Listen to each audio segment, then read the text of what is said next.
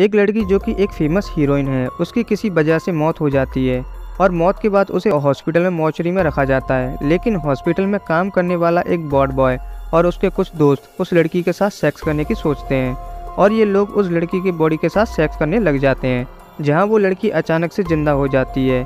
अब वो लड़की इन लोगों के साथ क्या करने वाली है, ये पता करने के लिए वीडियो के एंड तक देखने के लिए बनी रहना। इस कहानी की शुरुआत में हमें एक मरी हुई लड़की की बॉडी को दिखाया जाता है। इस लड़की का नाम एना फ्लिक्स होता है, जो कि एक बड़ी फेमस हीरोइन है। इसकी किसी वजह से मृत्यु हो जाती है। इसी बीच इस हीरोइन को एक हॉस्पिटल में लाया जाता है, जहाँ एना की बॉडी किसी वार्ड के अंदर रखी जाती है। वहाँ पर एक लड़के की ड्यूटी लगी होती है, जिसका नाम पाव होता है। जहाँ पाव से हॉस्पिटल में उसके दो फ्रेंड्स मिलने आते हैं, जिसका एक का नाम इवान और दूसरे का नाम जावी होता है। ये दोनों पाव को एक पार्टी में ले जाने के लिए आते हैं। इसी बीच पाव उन दोनों को बताता है, मेरी ड्यूटी 1 घंटे के बाद ख़त्म होगी, इसीलिए तुम्हें थोड़ा इंतज़ार करना होगा। इसके बाद ये तीनों दोस्त हॉस्पिटल के बाहर चले जाते हैं और फिर वहाँ पर ड्रिंक करने लग जाते हैं। जहाँ पाव ड्रिंक करते हुए उनको बताता है कि आज हमारे हॉस्पिटल में एक फेमस हीरोइन एना फ्लिक्स की बॉडी आई है। जहाँ पाव का दोस्त इवान से कहता है कि क्या हम एना की बॉडी को देख सकते हैं। इसी बीच पाव उनसे कहता है कि वहाँ पर किसी का भी जाना मना है, वहाँ मेरे सिवा कोई नहीं जा सकता। जहाँ पाव का दोस्त इवान उससे कहता है कि जब वो जिंदा थी तो मैं उससे मिलने की बहुत कोशिश करता था, बट मैं कभी नहीं मिल पाया। जहाँ इवान एना की बॉडी को देखने के लिए काफ़ी जिद करने लग जाता है, जहाँ फिर पाव मान जाता है। फिर पाव उन दोनों को उस वार्ड में लेके जाता है जहाँ एना की बॉडी को रखा गया था। वो अपनी जॉब की परवाह ना करते हुए वो उन दोनों को वहाँ ले जाता है। इसके बाद पाव एक डेड बॉडी के पास जाकर खड़ा हो जाता है, जहाँ उनसे कहता है ये रही एना फ्लिक्स की बॉडी। पाव जैसे ही उस बॉडी से कपड़ा हटाता है तो वहाँ पर एक बूढ़ी औरत की डेड बॉडी होती है। ये देखकर इवान और जावी डर जाते हैं। दरअसल पाव उन दोनों से मजाक कर रहा था। इसी बीच पाव उन दोनों को एना की बॉडी के पास ले जाता है, जहाँ फिर पाव एना के फेस से स्लोली कपड़े को हटाता है। जहाँ फिर पाव के दोनों दोस्त एना की बॉडी को देखकर हैरान हो जाते हैं, जो कि एना काफ़ी खूबसूरत थी। जहाँ फिर एना की खूबसूरती देखकर इवान की नीयत ख़राब हो जाती है। वो एना की बॉडी से कपड़ा और नीचे खिसका देता है। इसके बाद वो एना की बॉडी को हाथों से टच करने लग जाता है। फिर इसके बाद इवान जावी से कहता है कि तुम्हें भी एना की बॉडी को टच करके देखना चाहिए। और अब जावी भी एना की बॉडी को टच करने लग जाता है, लेकिन उसको ये सब अच्छा नहीं लग रहा था और वो अपना हाथ हटा लेता है। लेकिन एना की बॉडी को देखकर इवान की नीयत ख़राब हो चुकी थी। वो उस बॉडी के साथ सेक्स करना चाहता था। जहाँ वो ये सब बात अपने दोस्तों दोनों को बताता है, तब जावी को ये सुनकर थोड़ा अजीब लगता है। वो कहता है किसी भी डेड बॉडी के साथ ये करना अच्छा नहीं है। जहाँ पाव उससे कहता है कि मैंने भी एक डेड बॉडी के साथ सेक्स किया था, इसमें कुछ गलत नहीं है, किसी को कुछ पता नहीं चलेगा। जहाँ फिर ये तीनों ही दोस्त साथ में ड्रग्स लेने लगते हैं, जिससे अपने काम को आसानी से अंजाम दे सकें। इसके बाद पाव और जावी वार्ड के बाहर चले जाते हैं, जहाँ इवान वार्ड में ही रह जाता है और उस डेड बॉडी के साथ इवान सेक्स करने के बाद वार्ड से बाहर आ जाता है। इसके बाद पाव वार्ड के अंदर जाता है। फिर पाव भी उस डेड बॉडी के साथ सेक्स करता है। इसी बीच एना जिंदा हो जाती है। वो अपने पूरे होश में आ जाती है। जहाँ पाव उसके साथ सेक्स कर रहा था, एना को महसूस हो रहा था। पाव फीलिंग्स में इतना खो जाता है कि उसे पता ही नहीं चलता कि एना जिंदा हो चुकी है। जब वो देखता है कि एना जिंदा हो चुकी है, वो देखकर काफ़ी डर जाता है।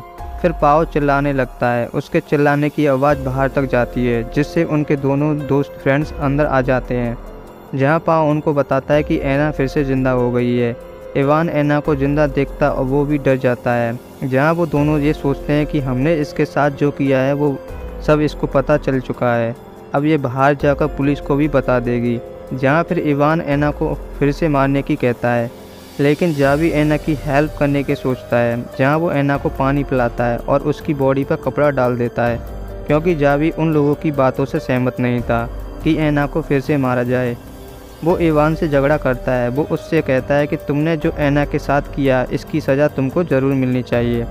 इसी बीच इन दोनों में झगड़ा होने लग जाता है और दोनों में काफ़ी बुरी लड़ाई होती, जहाँ फिर पाव उन दोनों को लड़ने से बचा लेता है। लेकिन जावी के सिर में चोट लग जाने की वजह से वो बेहोश हो जाता है और उसके सर से काफ़ी ज़्यादा खून भी निकलता है। फिर अब ये दोनों जावी को उठाकर बेड पर लिटा देते हैं। इसके बाद पाव एना को दूसरे वार्ड में ले जाता है।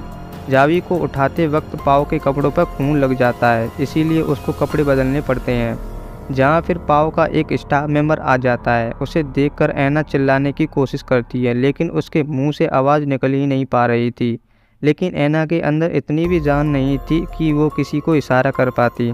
और अब पाव अपने स्टाफ मेंबर को अपनी बातों में उलझाने लेता है, जिससे उसको खबर ना हो जाए कि ऐना फिर से ज़िंदा हो गई है। जहाँ थोड़ी देर के लिए पाव अपने स्टाफ मेंबर के साथ बाहर चले जाता है। दूसरी तरफ इवान, जो कि जावी के साथ था, जब उसे पता चलता है कि जावी सांस नहीं ले पा रहा था, यानी कि वो अब मर चुका है।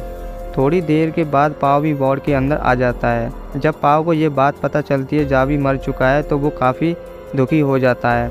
वो रोने लग जाता है, क्योंकि उसकी एक गलती की वजह से उन्होंने अपने एक दोस्त को खो दिया है।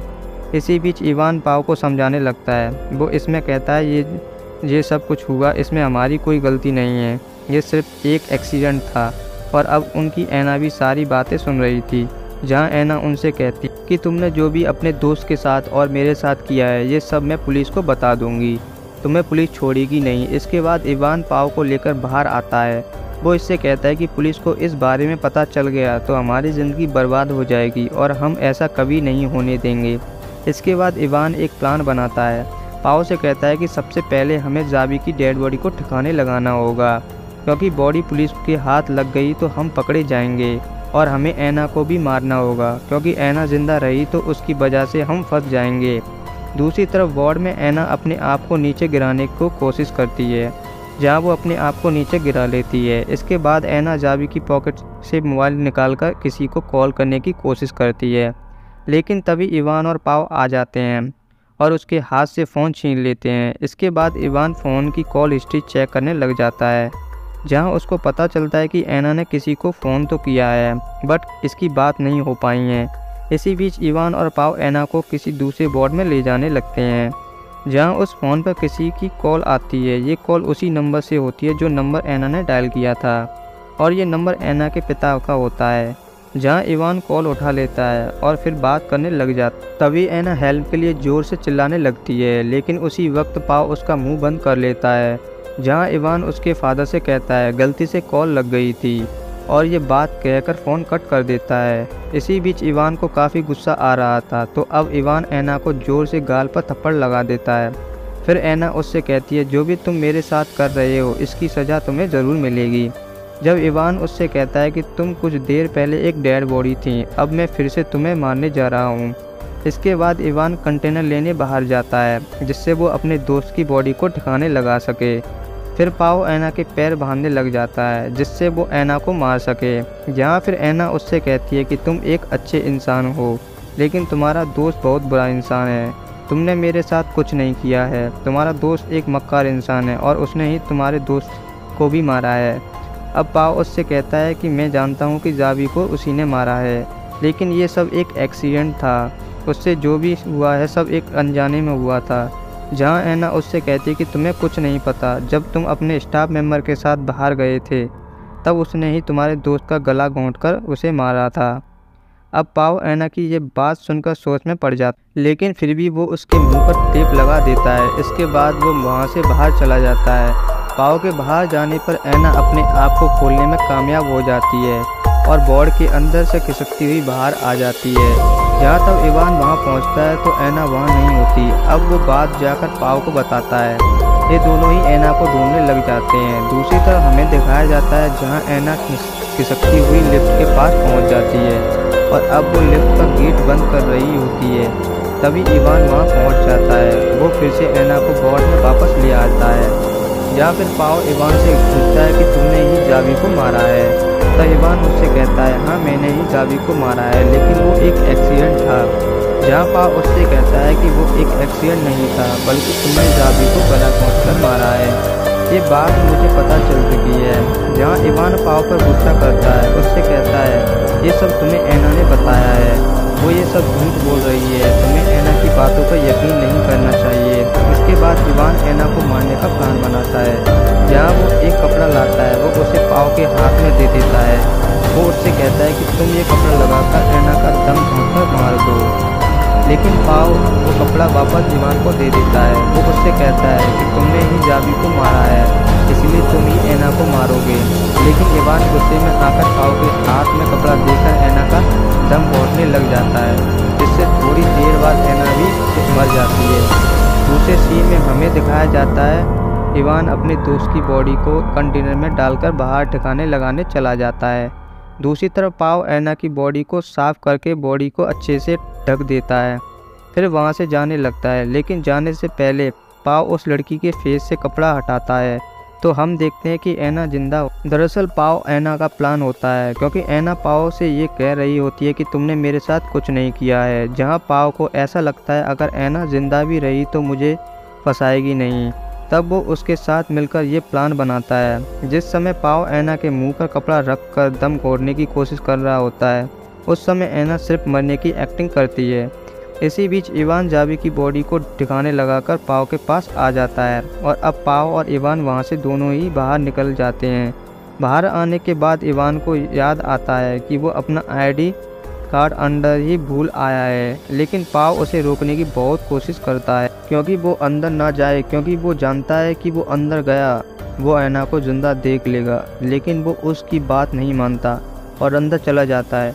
अंदर जाने के बाद उसे पता चल जाता है कि ऐना जिंदा है। ऐना को जिंदा देखकर वो पाओ पर गुस्सा करने लग जाता है, लेकिन वो पाओ को मारना नहीं चाहता था, इसलिए वो उसे छोड़ देता है। तभी ऐना पीछे से आकर इवान पर हमला करके उसे मार देती है और तब पाओ ऐना से कहता है कि ये सब हमारे प्लान में नहीं था, तुमने इसको क्यों मारा।